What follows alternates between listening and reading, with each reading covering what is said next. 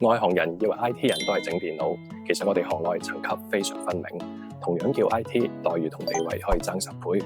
你而家又喺邊一層？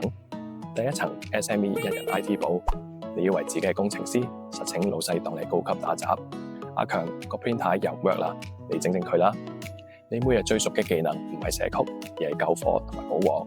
第二層 SI vendor， 話就話 developer， 其實係搬磚嘅馬龍，專門幫大公司執手尾。個客又改 spec， 今晚實要通頂啦。你想要反台，但係為咗飯碗都要頂硬上。第三層科學園 startup， 你係典型技術控，每日 T 恤踢拖返工。你哋贏嘅唔係人工，而係潛力同對技術嘅信仰。第四層中環 iBank 同 Fintech， 佢哋唔講月薪，只係講 total package。今年 bonus 得6個月，真係好錫啦！8萬年薪對佢哋嚟講好閒啫。雖然話職業冇分貴賤，但荷包有分厚薄啊嘛。你甘心一世幫人執手尾，你想靠技術拎8萬年薪 offer？ 留言 up 送你一份 IT 職涯升級路線圖，教你點樣突破現狀，一層一層爬返上去。我係練馬師 Casper，follow 我，同你分享更多香港 IT 人嘅生存秘笈。